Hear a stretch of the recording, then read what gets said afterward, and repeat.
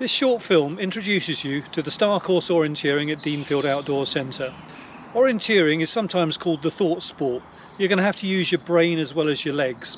Basically it's running around the forest with maps, navigating, trying to find your way around without getting lost. The idea is to find a set number of places in the forest as quick as you can. Your first job is to find the start of the orienteering course. The walk there will take you under 10 minutes, and here is the view of the route sped up. Go over the railway footbridge and follow the track uphill past houses until you reach the tarmac road at the top. Turn right here and go past the church on your left until you reach the end of the road by a large boulder blocking the way down the track ahead of you. A really important part of orienteering is understanding distance on the map and then what it is on the ground. All the controls are within 200 metres of the start, but how far is 200 metres or 100 metres? Well, from this boulder at the end of the road to a post on the left hand side further down the track, we've measured exactly 100 metres, and you can check how far 100 metres is by pacing it with double paces. Start on one leg. I'm going to start on my right leg. Every time your right foot lands, counting your head, 1, 2, etc. So here we go. 1, 2, and I'm just walking in a normal way and I'm counting in my head so I don't distract everyone else. My pacing for 100 metres till I get to that post. You're likely to have a double pacing of around about 65 to 80, and if you were then going to look for a marker that was 150 metres away, say that your pacing was 80, you'd think, right, I need to do 80 paces, that's 100 metres, and then another 50, which is another 40 double paces, so 120 double paces, and I should reach where I'm going to. The start of the orienteering course is another 30 metres further along at a large junction of tracks. There are actually 5 different tracks going off, although one is closed. Each map has just one control shown on it.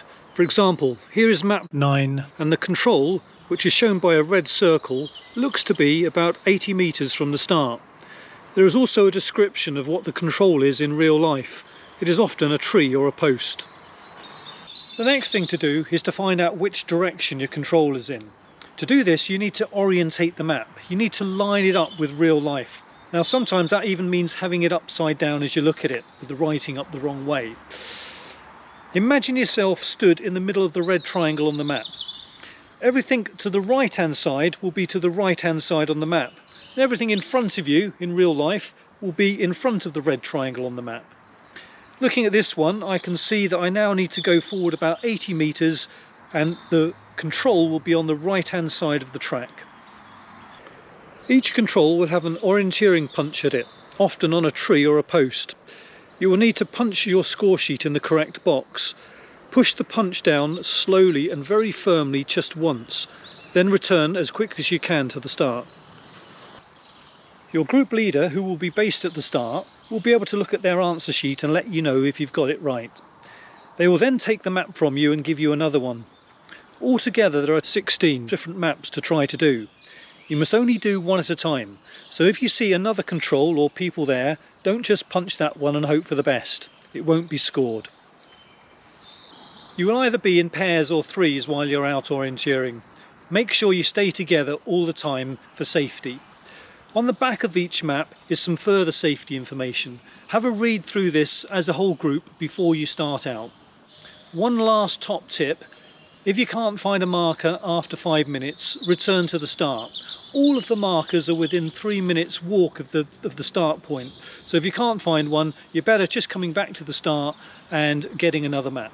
If students have found at least 5 of the orienteering markers on the STAR course, then group leaders could consider giving them the score event map, which has all of the other markers on it. On the back of the score event maps are all of the control descriptions. You can then have a look for the remaining controls with the time you have left. Make sure you know what time you need to be back for.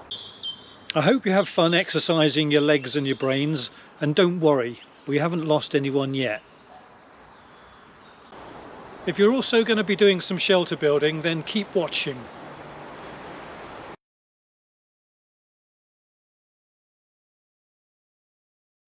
Shelter building is a great activity to add to the Star Course orienteering.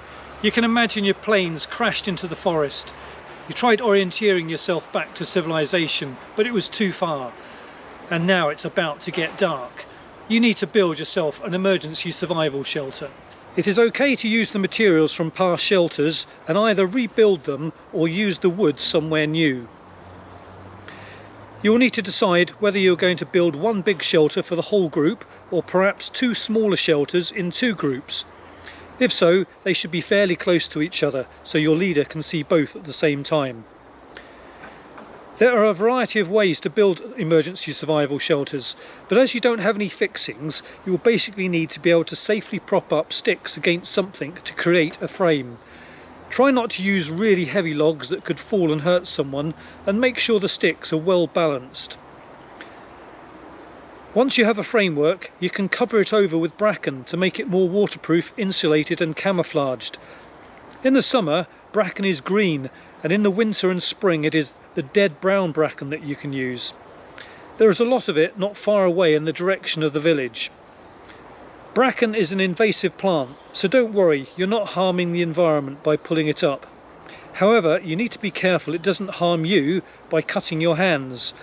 Old bracken particularly becomes tough and can splinter with sharp edges that can cut unprotected hands.